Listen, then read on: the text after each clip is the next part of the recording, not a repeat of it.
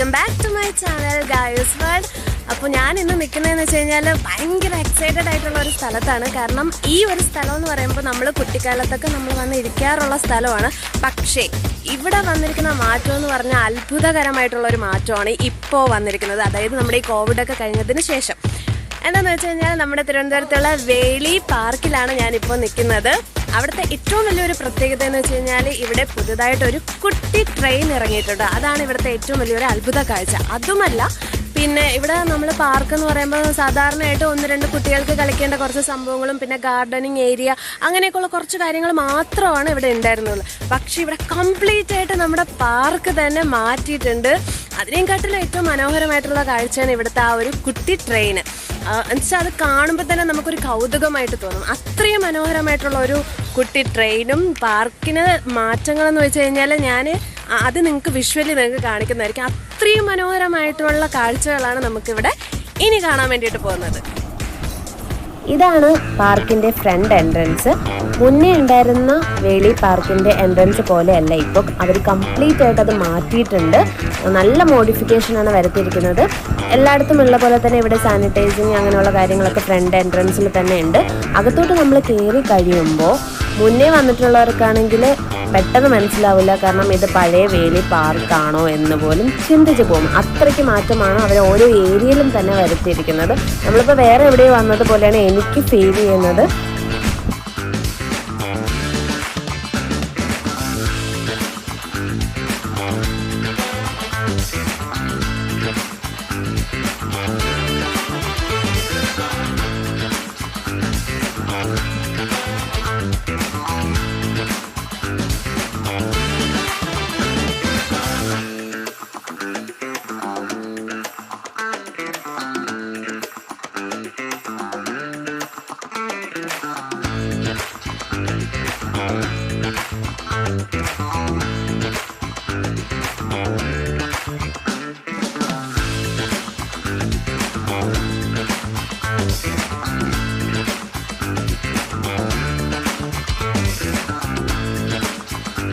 അമ്മ, ആന്റി, അമ്മമ്മ.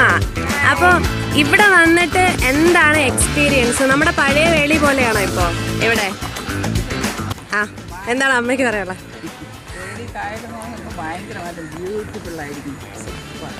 ആന്റി പറയാന്റി. വെളിയിൽ വന്നിട്ട് കുറേ നാളായിരുന്നു, പക്ഷെ ഇപ്പം ബ്യൂട്ടിഫുൾ ആയിരിക്കുന്നു. നല്ല അടിപൊളിയാക്കി പുതിയ ട്രെയിൻ തുടങ്ങി, കുറേ ഗാർഡൻസ് പുതിയതുണ്ട്, കുറേ ചിൽഡ്രൻസ് പാർക്കുകളുണ്ട്.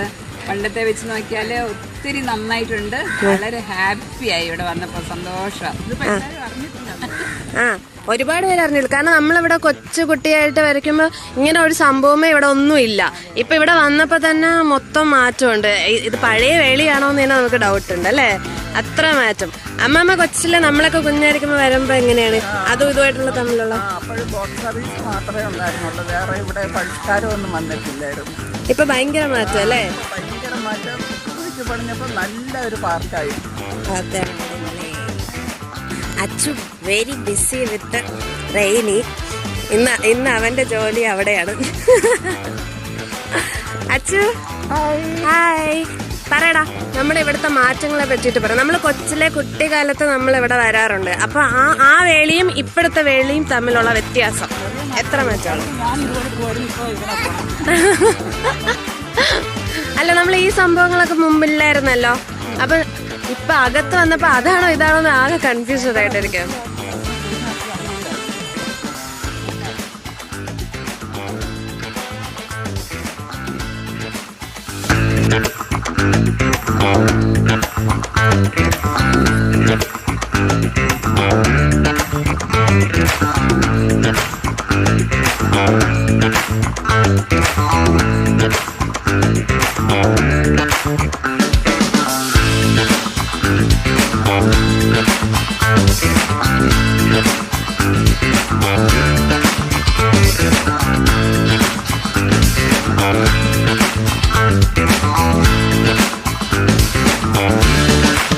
ഇപ്പോഴും ഓർമ്മയുണ്ട്. കാരണം കുട്ടിക്കാലത്ത് നമ്മൾ അമ്മയും അച്ഛൻ്റെയൊക്കെ കൂടെ നമ്മൾ ഇവിടെ വന്ന് ഈ മണ്ണിലൊക്കെ ഒരുപാട് കളിച്ചിട്ടുണ്ട്. പക്ഷെ അതൊക്കെ നമുക്ക് ആ മെമ്മറീസ് ആലോചിക്കുമ്പോൾ ആ ഒരു സ്ഥലമാണോ ഇപ്പോഴും നമുക്ക് ചിന്തിക്കും. അത്രയും മാറ്റങ്ങളാണ് ഇവിടെ ഉണ്ടായിട്ടുള്ളത്. ഈ കോവിഡ് കാലത്തിന് ശേഷം ഉണ്ടായ മാറ്റമാണ് ഞാൻ പറയുന്നത്. നമുക്ക് കാണുമ്പോൾ അറിയാം, ആ ട്രെയിനിന്റെ പാളമൊക്കെ കണ്ടോ. ഇനിയാണ് നമ്മുടെ കുട്ടി ട്രെയിനിന്റെ ഒരു അട്ടാറ് എൻട്രൻസ് വരാൻ പോകുന്നത്. അവിടെ നിന്ന് വരുന്ന വരവ് തന്നെ കണ്ടോ, കുലുങ്ങിയുള്ള ആ വരവ് കാണാൻ തന്നെ എന്തൊരു ഭംഗിയാണ്. എനിക്കിത് കാണുമ്പോൾ തന്നെ നല്ലൊരു ഓമനത്വം തോന്നുന്ന ഒരു കുഞ്ഞു കുട്ടി ട്രെയിനിനെ പോലെയാണ് എനിക്ക് തോന്നുന്നത്. ഇത് സാധാരണ ഒരു ചില്ലറ കാര്യമായിട്ട് എനിക്ക് തോന്നുന്നില്ല. കാരണം നമ്മുടെ തിരുവനന്തപുരത്തിന്റെ ഒരു അഭിമാനം എന്ന് വേണമെങ്കിൽ തന്നെ പറയാം. അതൊരു സാധാരണ ഒരു ടോയ് ട്രെയിൻ ഇരുന്നാൽ പോലും ഒരു പാർക്കിന്റെ ഉള്ളിൽ നമ്മുടെ തിരുവനന്തപുരത്ത് ആദ്യത്തെ ഒരു സംഭവം ഇങ്ങനെ ഒരു ട്രെയിൻ വരിക എന്ന് പറയുന്നത്. അപ്പൊ അത് സാധാരണക്കാർക്ക് ഒരു അത്ഭുത കാഴ്ച തന്നെയാണ്.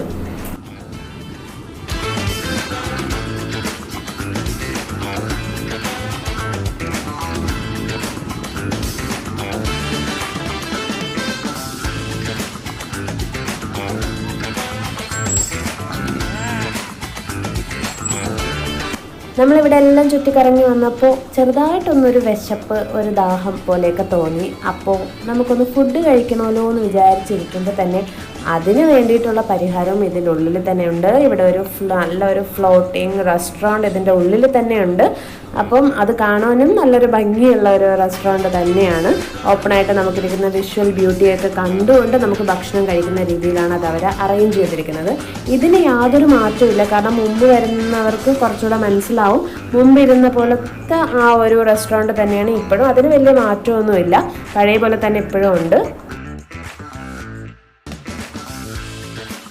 ഈ ക്ലാസ് പൊട്ടിച്ചു കൊണ്ടുവന്നാണോ അത് പൊട്ടിച്ചതാണോ, എന്താണ് സംഭവിച്ചത്?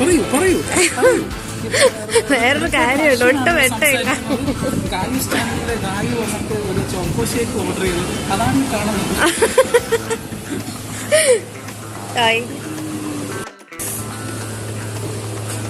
ഈ റെസ്റ്റോറന്റിൽ വെച്ചുള്ള കാഴ്ചകളാണ് നിങ്ങൾ ഈ കണ്ടുകൊണ്ടിരിക്കുന്നത്. അതെ, കഴിക്കാനുള്ളത് കഴിച്ചു കഴിഞ്ഞു, എടുക്കാൻ നടന്നു. അത്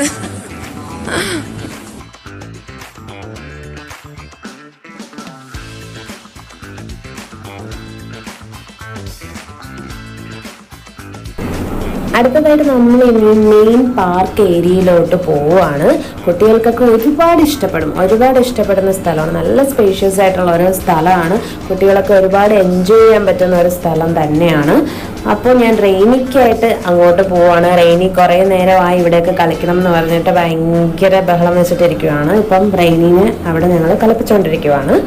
കണ്ടാണ്ട് ഈ ഊഞ്ഞാലിങ്ങനെ ആടി എടുക്കുന്നത് കൊണ്ടാണ് നിങ്ങൾക്ക് ഇതിങ്ങനെ ക്യാമറ മൂവ് ചെയ്യുന്ന പോലെ തോന്നുന്നത്.